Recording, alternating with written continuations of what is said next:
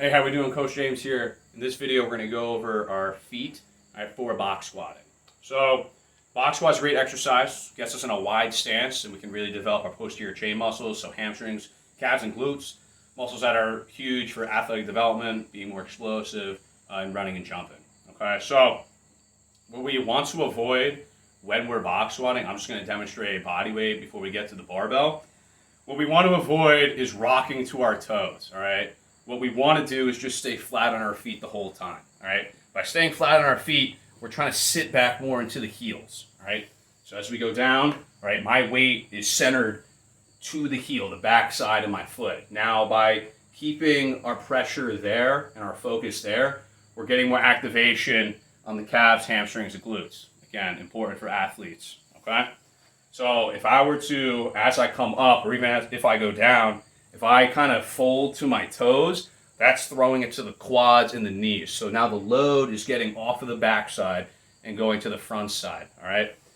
Now, yes, we want to develop the front side, but for this exercise, the purpose of it is to attack the posterior chain muscles and develop them, all right? So if we were to rock, that would just defeat the purpose of what we're trying to train for, all right? So sit the hips back, keep the feet flat on the ground.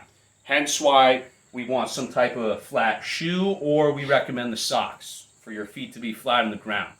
So if I'm in the socks, my flat foot just bang right in the ground. I don't have to worry about any shoe surface, lifting one side of my foot higher than the other. I'm just flat on the ground. I feel the ground, and my heel can just really stay grounded.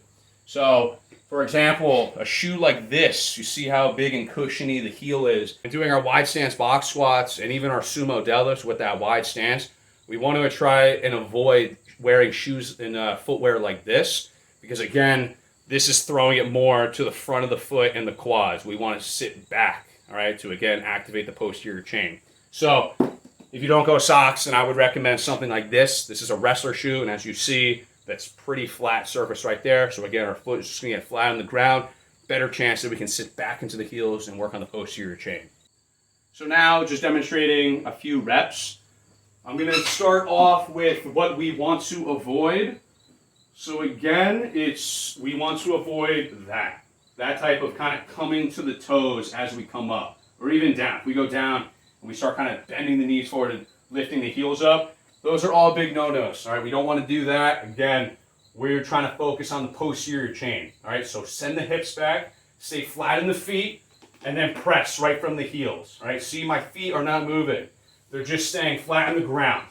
There, that's going to be more posterior chain, hamstring, calf, and glute development. All right? Even when I go back, I'm not over-rotating to the heels like this. I'm not lifting my toes off the ground. That's just going to be dangerous and risk like falling backwards, all right? Just stay flat on the ground, explode up, drive right from the heels, all right? So we got some takeaway points. When we're doing our wide stance, box squatting, and even sumo deadlifting, our feet are huge, all right? Our positioning of them, and then what we're wearing on our foot is huge. I would recommend either socks again, some type of wrestler or flat surface shoe.